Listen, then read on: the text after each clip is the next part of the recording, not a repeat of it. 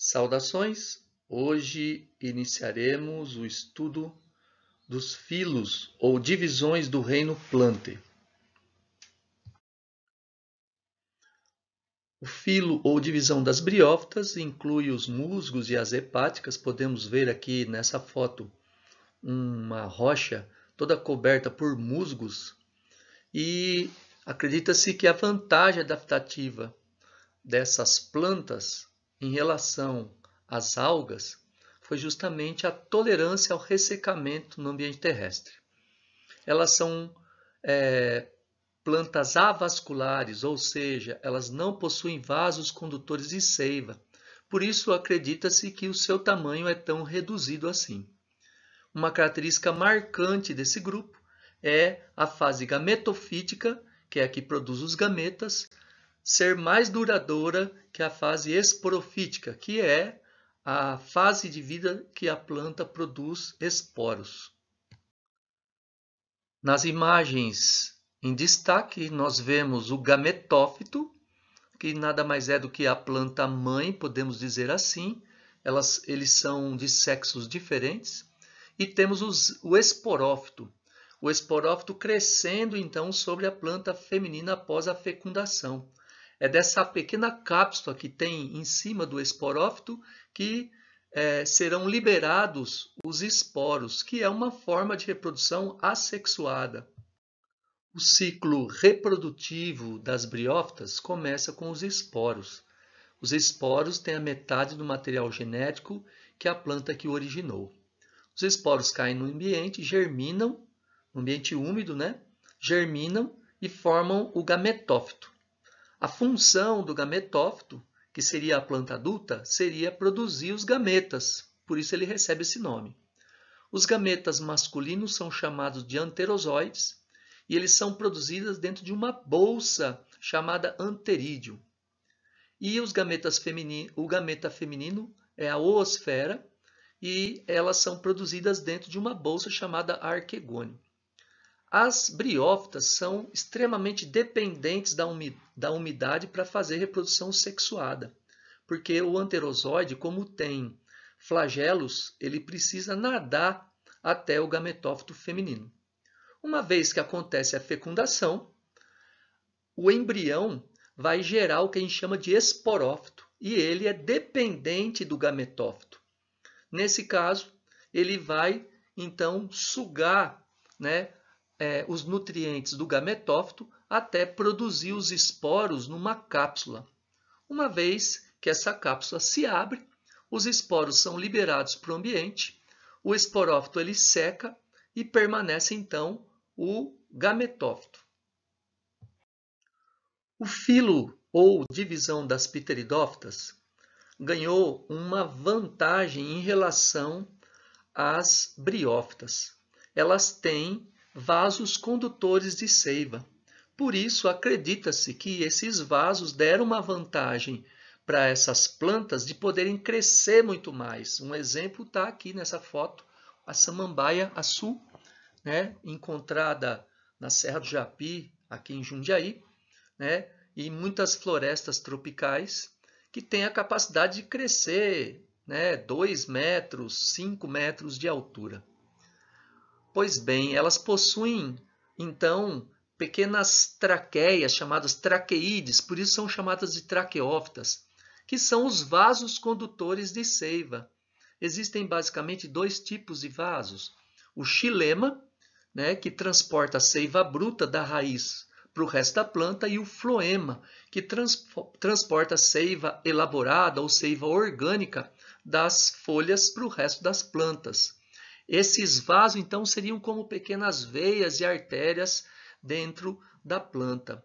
São plantas que já podem se considerar como tendo raiz, caule e folha verdadeira, justamente por terem vasos condutores. Elas não possuem sementes e nem frutos e nem flores. A sua reprodução ainda é muito dependente da água.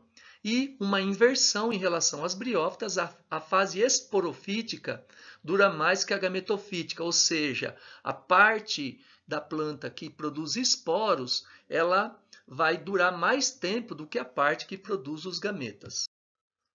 Notamos aqui algumas partes da anatomia das pteridófitas, né? Em primeiro lugar, o caule tipo rizoma, que todas elas vão ter.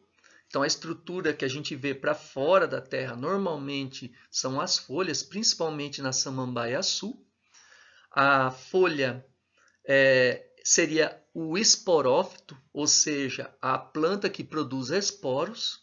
Aqui o báculo, ele é o primórdio foliar e essas plantas receberam o nome de pteridófitas justamente por apresentar, né, essa estrutura que na interpretação de quem deu o nome era muito parecida com um feto. Por isso elas são chamadas plantas fetos. Ptérido vem de feto. Uma característica importante da anatomia dessas plantas é a presença dos soros.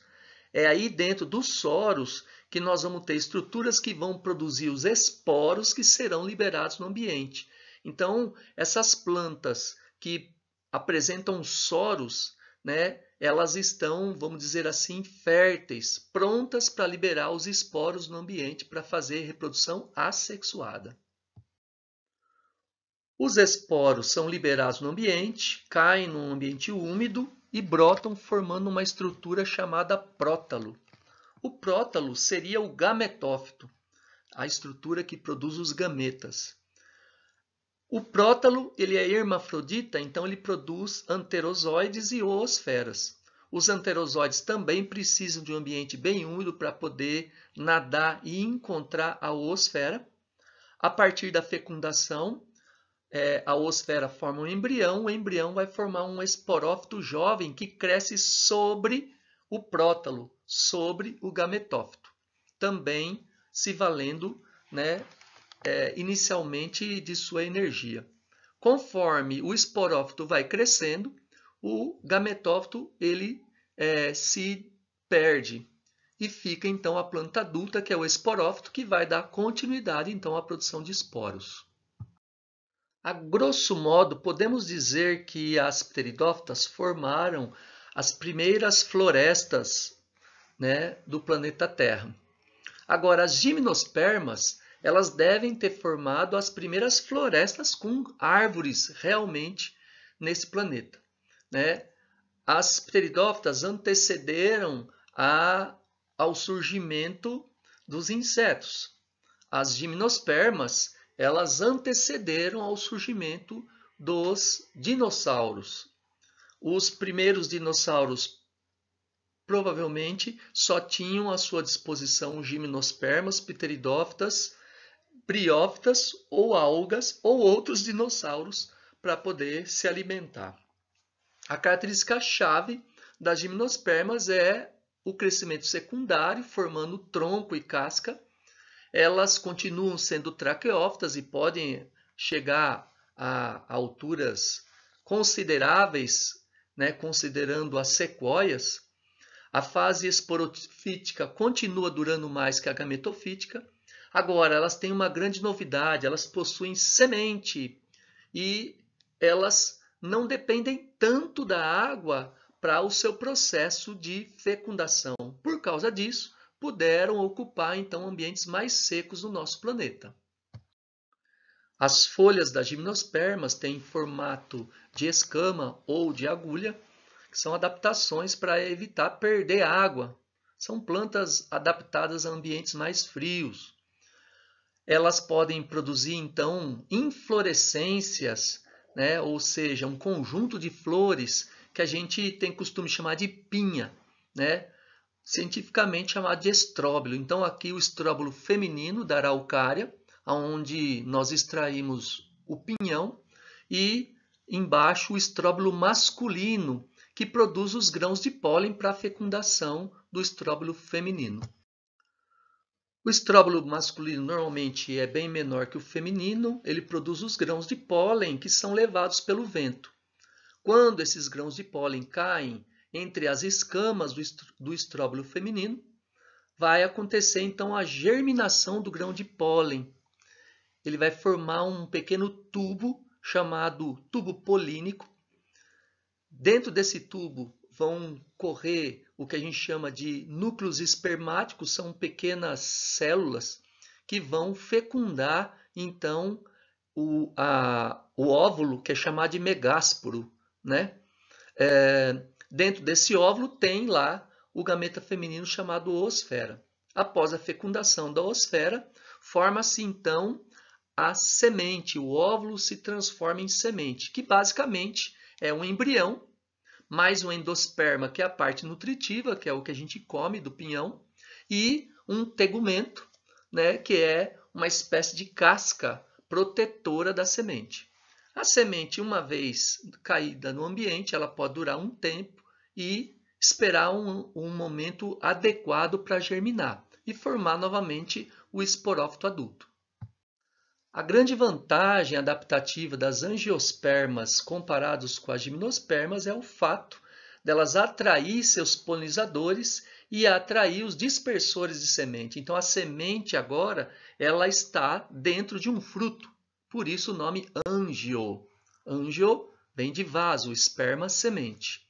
E são flores atrativas, cheirosas, né? Flores coloridas que atraem aves, insetos ou outros polinizadores. E os frutos, normalmente, né, são encontrados frutos carnudos, carnosos, que servem de alimento para os dispersores das sementes. As flores possuem estruturas vegetativas, como a corola, o cálice, e estruturas de reprodução, como os estames e o pistilo. Aqui nós só estamos vendo uma parte do pistilo, que é o estigma. É o local onde vão cair os grãos de pólen. O pistilo, em sua base, vai conter o ovário, e o ovário, uma vez aconteça a fecundação, ele se transforma em fruto, como vocês veem à esquerda. Os grãos de pólen caem sobre o estigma. Esse grão de pólen vai formar também um tubo polínico. Dentro dele estarão os núcleos espermáticos. Acontecerá então a fecundação do óvulo, uma dupla fecundação. A oosfera será fecundada e os núcleos polares.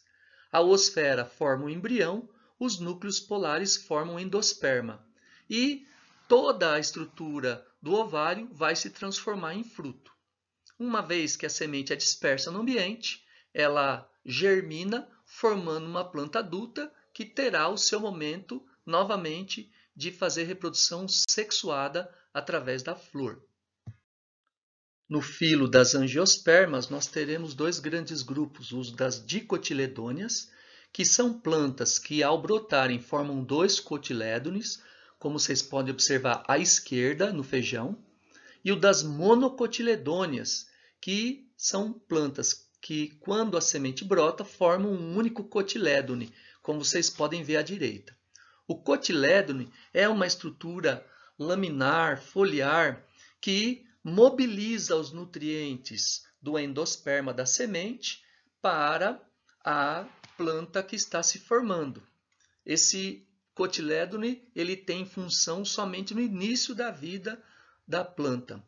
Vocês podem encontrar esses dois grandes grupos com outros nomes, como Magnoliopsida para dicotiledônea ou Eudicotiledônea e Liliopsida para as monocotiledôneas. Tudo depende do sistema de classificação em que eles estão inseridos.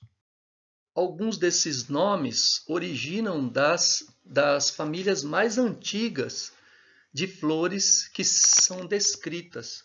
À esquerda podemos ver a magnólia, da ordem Magnoliales. Acredita-se que tem características muito primitivas, né? E à direita, o Acorus, da ordem Acorales, que também tem características, acredita-se, primitivas das monocotiledôneas. Então, as magnólias, as características das dicotiledôneas, e o Acorus, características das monocotiledôneas, que seriam primitivas. Espero que as informações tenham sido úteis. Um grande abraço, até a próxima.